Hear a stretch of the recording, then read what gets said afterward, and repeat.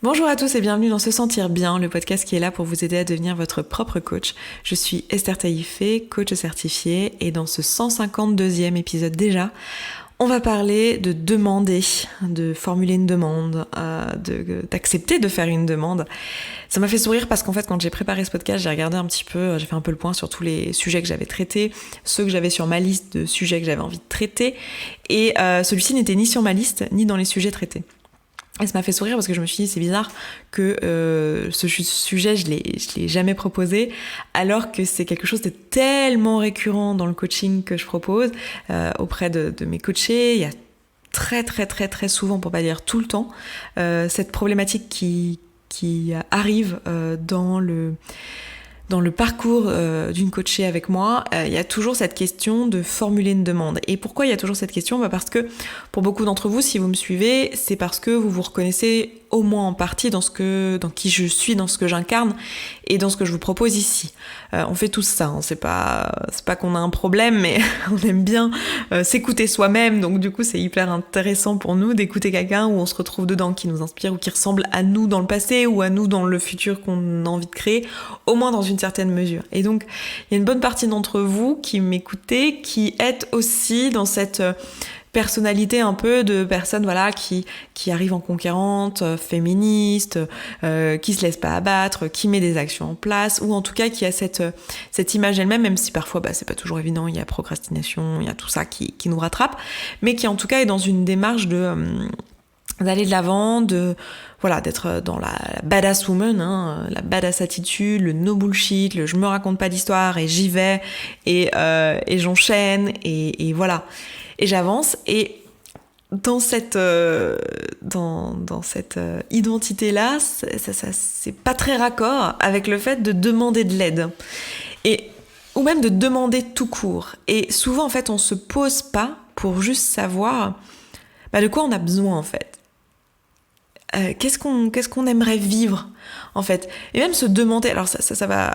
Évidemment, je vais vous parler du fait de demander aux autres, de demander de l'aide, ou pas forcément de l'aide, mais juste de demander aux autres de partager des choses avec nous qu'on aurait envie de vivre, ce qui n'est pas forcément une aide, mais juste de formuler des demandes et de pas attendre, en fait, de pas être dans l'attente, ou être dans la résignation de dire ça n'arrivera jamais puisque personne ne voudra me donner, et de juste avoir et posséder que ce que nous-mêmes on s'est proprement créé pour soi, mais vraiment de formuler une demande pour l'autre, mais aussi pour soi-même, en fait. Parce que souvent, en fait, on se pose pas, en fait. On se pose, mais on se pose pas pour se demander ce qu'on veut. Et c'est assez intéressant parce que récemment, je parlais de ça avec une amie qui, elle aussi, est coach, et je lui parlais de mon couple. Alors, si vous me suivez, si vous êtes dans la communauté, vous le savez parce que je fais des bilans de semaines où je vous raconte un peu ce qui se passe dans mon développement personnel. Donc, vous savez que ces derniers mois, avec mon partenaire principal avec qui je vis, on a fait un coaching de couple, etc. Donc, on a avancé dans notre relation. Et du coup, je parle souvent de couple avec mes copines. Puis, à un moment donné, elle me dit, mais en fait, tu lui demandes des choses, mais t'es pas clair sur ce que tu veux. Donc, t'arrives à lui formuler, t'arrives à lui demander. Donc, on va discuter ensemble de comment formuler une demande, mais t'arrives à lui demander, mais tu sais, t'es pas très clair sur ta demande, en fait. T'es pas très clair sur ce que tu veux. Et c'est là qu'il faut commencer, en fait. Elle avait totalement raison. C'est de se demander, mais qu'est-ce que je veux recevoir, en fait ? Qu'est-ce que je veux vivre dans ma vie ? Qu'est-ce que j'ai envie de vivre donc avec les autres, qu'est-ce que j'ai envie de vivre pour moi, et qu'est-ce que j'ai envie de recevoir de la part des autres. C'est un petit peu le truc de, vous savez, dans le couple, alors je vais donner l'exemple du couple, mais dans le couple où on dit mais tu m'offres jamais de cadeaux, tu me fais jamais rien, j'ai jamais d'attention de ta part. Alors déjà tout ça c'est des manuels de bonne conduite qu'on a vis-à-vis de son conjoint, donc ça on en a parlé dans un podcast sur le couple, on en a aussi parlé dans le podcast sur le manuel de bonne conduite. Je vous laisserai aller rechercher sur le site ou sur votre lecteur de podcast si vous êtes intéressé par ces épisodes. Donc déjà on peut lever une partie des attentes et une partie de l'inconfort émotionnel créé par ça en comprenant qu'il s'agit de manuel de bonne conduite et que du coup on peut soit les lever, soit en tout cas formuler à l'autre notre demande et s'attendre à ce qu'il ait le droit de dire oui ou non. Mais surtout derrière souvent il y a en fait un manque de clarté sur ce qu'on veut vraiment en fait. Qu'est-ce que j'ai envie de recevoir déjà ? J'ai envie de quoi ? Parce que souvent on est là oui mais les autres ils nous donnent rien les autres feront rien pour moi ou j'ose pas aller demander, mais ok, j'ose pas aller demander quoi exactement ? Qu'est-ce que je veux ? en fait. Donc ça commence par là. Donc la première question, si vous voulez bosser à la suite de ce podcast, si vous voulez vous auto-coacher, c'est déjà de vous demander qu'est-ce que je veux recevoir. Mais qu'est-ce que je veux recevoir de moi-même et de mon futur moi, mais qu'est-ce que je veux recevoir des autres. Donc vous pouvez le faire par différentes personnes. Vous dire voilà, qu'est-ce que je veux recevoir de mon conjoint, qu'est-ce que je veux recevoir de mes parents, qu'est-ce que je veux recevoir de mes enfants, et qu'est-ce que je veux recevoir de moi-même, et qu'est-ce que je veux recevoir de la vie tout court. Autrement dit, qu'est-ce que j'ai envie de vivre, quelles expériences j'ai envie de vivre, qu'est-ce que j'ai envie de ressentir, qu'est-ce que j'ai envie de voir, qu'est-ce que j'ai envie de faire, qu'est-ce que je veux recevoir. Une fois que vous êtes au clair avec ça, l'idée ça va être de pas attendre en fait que les choses se fassent d'elles-mêmes, mais de juste accepter le fait d'aller formuler une demande à quelqu'un. Et souvent, ce qui bloque ici, c'est qu'on s'est fait un petit peu cette identité de badass woman qui a pas besoin des autres, et du coup, aller formuler une demande, on le voit comme un délit de faiblesse en fait, comme je me mets en vulnérabilité, alors qu'en réalité, mettez-vous à la place de la personne à qui on demande. Quand vous avez quelqu'un qui vient vers vous, et qui vous demande quelque chose, qui vous dit tiens, est-ce que, même un service, même quelque chose qui est de l'aide, est-ce que tu pourrais m'aider à faire mon déménagement ? Pour ceux qui verront la private joke là-dedans, vous vous souviendrez peut-être il y a quelques épisodes, enfin il y a un bon nombre d'épisodes en arrière où je vous parlais du fait que j'avais fait quand même un déménagement toute seule une fois dans ma vie, parce que j'avais pas osé demander aux gens de m'aider quand même. Donc, vous, quand il y a quelqu'un qui vient vers vous et qui vous demande, un de vos amis, un de vos membres de la famille, tel jour je déménage, est-ce que tu vas pouvoir m'aider ? Qu'est-ce que vous avez envie de répondre ? Comment vous vous sentez ? Comment vous la voyez, cette personne-là ? Est-ce que réellement, ce que vous vous dites, c'est cette personne, elle est en faiblesse, cette personne, elle n'est pas capable de faire les choses toute seule, cette personne, elle a besoin de moi parce qu'elle n'est pas assez toute seule ? Non. Vous êtes, je sais pas vous, mais moi, ce que je me dis quand quelqu'un vient me demander de l'aider à son déménagement, déjà je dis bah oui, bien sûr, évidemment que je vais être là pour toi. Je le vois comme une opportunité de lui prouver mon amitié, de lui montrer que effectivement il peut compter sur moi, de créer cette connexion et ce lien qui est très important pour moi, parce que c'est ça pour moi une amitié, c'est ce lien et cette connexion. Et donc c'est l'opportunité pour moi de le faire. Je me dis aussi il me fait confiance, il me demande un truc chiant, donc il sait que je vais l'aimer quand même, et il a pas peur de me demander à moi parce qu'il a une toute confiance en moi. Et je le vois comme une preuve d'intimité, de confiance et d'amour.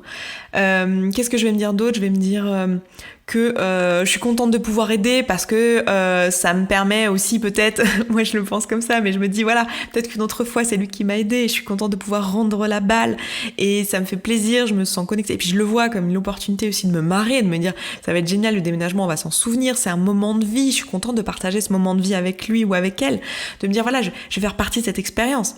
Ouais, ce que je me dis. À aucun moment je me dis cette personne, elle est inférieure ou elle est vulnérable en fait. Donc posez-vous la question, qu'est-ce que vous vous diriez si on vous formulait une demande ?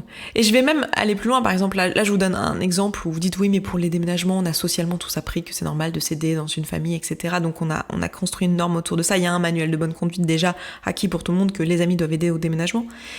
Mais si je vais vers quelque chose de complètement non accepté socialement, par exemple demander quelque chose dans le cadre de la sexualité, je pense que c'est quelque chose qui est très peu accepté socialement, le fait de dire à quelqu'un, et j'ai énormément de clientes en coaching où on parle de ça, on en a parlé notamment dans des ateliers, alors là on n'en a pas fait depuis longtemps à cause du coronavirus, mais dans des ateliers où on parle du corps et de la relation au corps, le fait de dire à son partenaire, en fait, moi j'aurais envie que tu pratiques le sexe sur moi de telle manière, le sexe oral, j'aurais envie que tu fasses ça, le sexe avec tes doigts, j'aurais envie que tu fasses ça, et de formuler une demande en fait, et de dire à la personne, là c'est pas comme je voudrais que ça soit comme ça, et de dire, je voudrais que tu fasses ça, je voudrais ce soir ou aujourd'hui j'aurais envie que la sexualité ça soit ça, j'aurais envie de tel jeu, j'aurais envie de telle émotion, j'aurais envie de telle ambiance, j'aurais envie de tel type d'interaction, j'aurais envie de telle action de ta part, j'aurais envie de faire moi-même telle action, et c'est quelque chose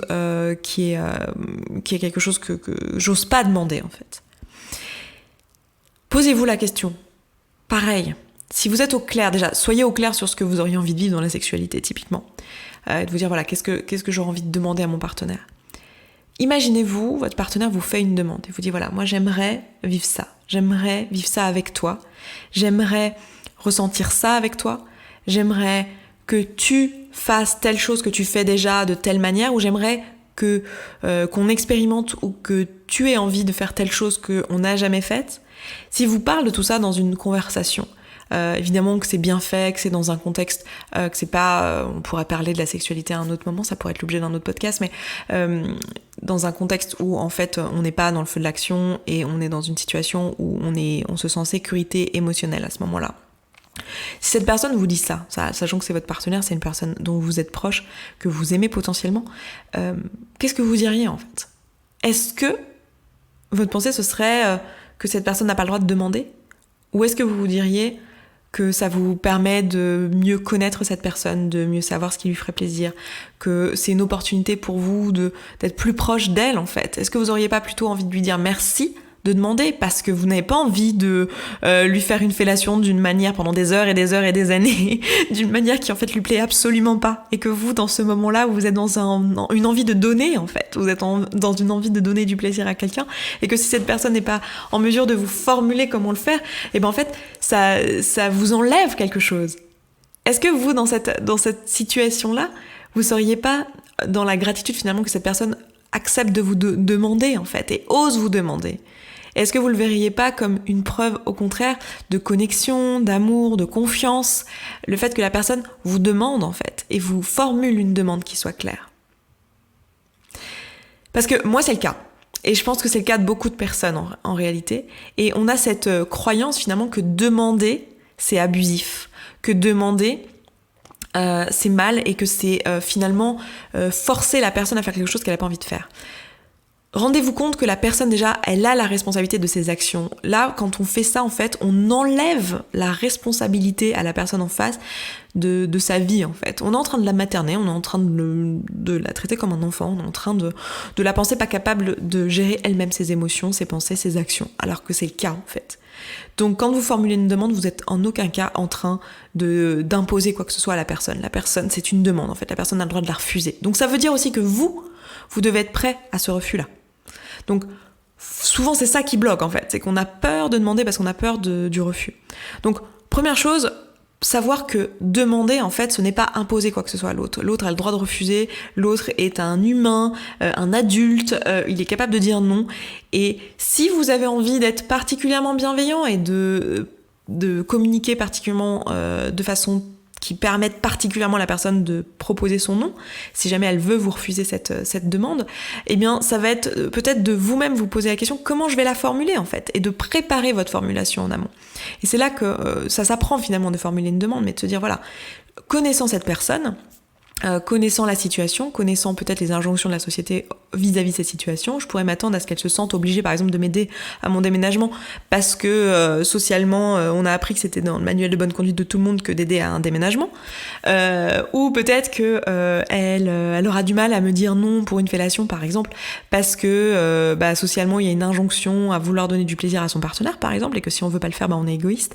Donc je sais que ces deux choses-là existent, je sais que ces injonctions existent, du coup, je vais en prendre compte, je vais en tenir compte en fait quand je vais formuler ma demande, et je vais le dire, je vais le désamorcer, je vais dire voilà, j'ai conscience que socialement c'est acquis de devoir avoir envie de faire ça, mais je sais que dans la pratique c'est faux en fait, et que tu as le droit d'avoir envie de ce que tu as envie maintenant ou plus tard, etc. Et du coup moi je formule cette demande parce que c'est quelque chose que j'ai envie de vivre avec toi, ou que j'ai envie j'en ai envie, j'ai envie de te le demander, c'est juste pour moi de te le demander. Mais t'as tout à fait le droit de le refuser. Voilà, ça sera pas grave. Moi, je vais me sentir comme ci, comme ça si tu le refuses. Je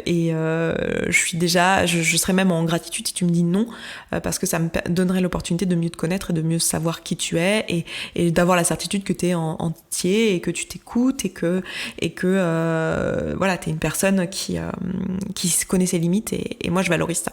Voilà, par exemple, comme une formulation de demande. Donc, comprendre que demander, ce n'est pas imposer, que demander, c'est pas forcer l'autre, et que tout est une question de laisser le pouvoir à l'autre, de se rendre compte qu'il a la responsabilité de ses actions, et de soi-même, si on le souhaite, du coup, rappeler ça, et poser un contexte pour permettre à l'autre de dire non. Donc de dire non dans toutes les situations du quotidien. On en a parlé du consentement récemment dans l'épisode 149. Le consentement, ça va au-delà de la sexualité, même si là je donne un exemple de sexualité. Le fait de dire non, ça va aussi dans tous les autres domaines de vie. La deuxième chose qui peut vous empêcher de demander, mis à part le fait donc d'avoir peur d'imposer finalement quelque chose à l'autre et que l'autre se sente obligé de faire de la fausse générosité finalement et se sente socialement obligé d'accepter, c'est la peur du refus en fait, la peur du rejet, la peur que l'autre nous dise non. Et c'est là que ça va être important pour vous de comprendre qu'une demande, c'est pas quelque chose, c'est pas un dû en fait. Et que de vous préparer finalement à la possibilité que la personne dise oui, mais aussi à la possibilité que la personne dise non. Et donc d'être prêt en fait au refus et de se dire que c'est pas parce que j'ai un refus que je n'aurais pas dû poser cette demande en fait. Parce que en soi, il y a déjà des avantages rien qu'au fait de demander. Le fait de se le formuler à soi-même, d'être au clair avec soi-même de ce qu'on aimerait vivre, quelles expériences on aimerait avoir avec les autres, où est-ce qu'on a besoin en fait, où est-ce qu'on est en demande, où est-ce qu'en fait on a besoin de choses, où est-ce qu'on a besoin que les autres s'occupent de nous aussi à un moment donné, et c'est ok d'avoir ce besoin-là. Je veux dire, on est tous des êtres humains, même si je vous ai dit dans plusieurs épisodes où je vous parle des besoins qu'il est possible pour nous de remplir nos besoins primaires de nous-mêmes sans avoir besoin des autres. On est aussi des êtres sociaux et c'est un plus d'avoir les autres qui nous aident à remplir ces besoins-là, même si ça nous empêcherait pas de fonctionner. Si on fait du développement personnel, on peut soi-même se sentir bien et ne pas être dans la dépendance émotionnelle par rapport aux autres, mais il n'empêche qu'on est des êtres sociaux et qu'avoir les autres qui nous aident à remplir nos besoins, c'est super et c'est un plus. Donc, être ok avec le fait que ce soit normal et être ok avec le fait que la personne va peut-être dire non. Et se préparer à ça et décider en amont, en fait, ce qu'on a envie de penser, ce qu'on a envie de croire de ce non. Parce que souvent, la raison pour laquelle on a peur du non, c'est que on a déjà une interprétation négative de nous-mêmes. On en fait quelque chose à propos de nous. Par exemple, si je demande à la personne si elle veut bien m'aider pour mon déménagement et qu'elle me dit non, je me dis « Oh mon Dieu, en fait, j'abuse, je suis toujours en train de demander des choses. » Ou alors, je suis une personne qui croit... qui est abusive, qui croit que les autres devraient être disponibles pour moi, ou j'en sais rien, qu'est-ce qu'on s'imagine, je sais pas exactement comment votre cerveau est créatif pour créer des mauvaises pensées par rapport à vous-même et des suppositions sur en quoi vous êtes une mauvaise personne, mais il y a une peur en fait de nos propres pensées, de nos propres jugements, de s'auto-juger comme étant une mauvaise personne en fait, de s'auto-juger comme étant quelqu'un d'abusif, quelqu'un tout le temps en demande, quelqu'un de dépendant, quelqu'un de chiant, j'ai souvent ça, les femmes, ce truc de j'ai peur d'être chiante, j'ai peur de prendre trop de place, j'ai peur d'abuser, voilà, toutes ces choses-là. Et en fait, de se dire, mais est-ce que c'est le cas en fait ? Posez-vous la question, si la personne me dit non, est-ce que c'est ce que j'ai envie de croire de moi-même ? Est-ce que je pense que c'est abusé de demander à mes amis de m'aider à mon déménagement ? Est-ce que je pense que c'est abusé de demander à mon partenaire dans la sexualité de pratiquer telle ou telle chose ? Ou de faire les choses de telle ou telle manière ? Est-ce que réellement je pense que c'est une mauvaise chose que d'être au clair sur ce dont j'ai besoin et de le formuler à l'autre qui a priori est quelqu'un qui m'aime et qui a envie de partager des choses avec moi, sinon il ferait même pas partie de mon cercle, il ferait même pas partie des personnes qui gravitent autour de moi. Est-ce que c'est ça que j'ai envie de croire ? Donc pour préparer votre demande, la deuxième chose, à part être au clair et mettre un contexte si vous en ressentez le besoin et l'envie pour que l'autre ait la place pour son consentement, ça va être de vous préparer à un refus pour que vous soyez serein et que vous arriviez, ou sereine, et que vous arriviez à cette demande au moment où vous la formulez, où en fait tout est ok, vous n'avez pas d'attente. Vous n'avez pas d'attente à ce que la personne dise oui, vous n'avez pas d'attente à ce que la personne dise non, vous avez juste de la gratitude vis-à-vis de vous-même, d'être en mesure de formuler cette demande et de le faire pour vous en fait. Et de le faire aussi pour l'autre et pour la connexion avec l'autre. Et de pouvoir être là et d'être préparé en fait à toutes les éventualités. Donc posez-vous cette question-là en amont. Qu'est-ce qui se passe si j'ai un refus ? Comment j'ai envie de me sentir ? Comment j'ai envie de l'interpréter ? Qu'est-ce que ça veut dire à mon sens ? Et souvent, voilà, on pense que ça veut dire quelque chose sur nous, que je suis trop comme ci ou pas assez comme ça. Mais en fait, qu'est-ce que ça veut dire sur la relation ? Qu'est-ce que ça veut dire sur la personne en face ? Peut-être aussi, moi, ma pensée première quand quelqu'un me dit non, c'est merci. Merci, parce que tu es suffisamment à l'aise avec moi, tu te sens tellement bien avec moi que tu es en mesure, enfin je te laisse l'espace d'être toi et tu es en mesure de me dire bah non en fait ça c'est pas juste pour moi en fait, j'ai pas envie de ça. Et je trouve que c'est une preuve de connexion, d'amour et de complicité qui est forte en fait et qui est belle et que moi personnellement je valorise. Donc voilà ce que j'avais à vous dire aujourd'hui sur le fait de formuler une demande. Ça n'empêche pas d'être quelqu'un de fort, et je pense que c'est même tout l'inverse. Je pense que, je vous avais déjà parlé de ça quand je vous avais parlé de vulnérabilité, mais je pense que le fait d'être en mesure de formuler une demande et d'être au clair sur qui on est et sur ce qu'on veut et sur ce qu'on a envie de vivre, et le fait d'aller le formuler à l'autre, c'est au contraire une preuve de force plus que c'est une preuve de faiblesse. Donc je trouve que c'est hyper important dans nos vies, et je pense que le monde irait mieux si chacun d'entre nous on était capable d'être clair sur nos besoins et sur ce qu'on a envie de vivre, et d'être capable de formuler une demande et d'être capable de recevoir un refus en fait. Tout irait beaucoup mieux, et j'espère que ce podcast vous aura aidé à aller dans cette direction, parce que j'ai la sincère certitude que c'est quelque chose qui peut vraiment sincèrement aider les gens si on apprend à demander. Donc voilà, je m'arrête là pour aujourd'hui, je vous embrasse, je vous souhaite un excellent vendredi, une excellente semaine, et je vous dis à vendredi prochain. Ciao ciao. Merci beaucoup d'avoir écouté ce podcast jusqu'au bout, je suis vraiment contente qu'il vous ait plu. Si vous avez envie d'aller plus loin, d'appliquer tous les outils, et que vous voyez que dans votre vie vous le faites pas en pratique et que vous auriez bien besoin d'un petit peu de soutien, eh bien sachez que vous pouvez rejoindre la communauté. La communauté, c'est l'ensemble des auditrices et auditeurs de ce podcast qui appliquent tous ces outils et qui s'entraident. Et moi, dans cette communauté, je vous partage tous les jours un petit podcast de 5, 10, 15, 20 minutes maximum qui vous aide en fait en levant tous les doutes et toutes les difficultés que vous rencontrez au fur et à mesure, et qui répond aussi à vos questions. Si vous avez envie de nous rejoindre, eh bien c'est sous forme d'abonnement. Je vous laisse aller voir ça se trouve sur sesentirbien.coach/communauté. Vous avez le lien dans la description de ce podcast. Je vous dis à tout de suite là-bas.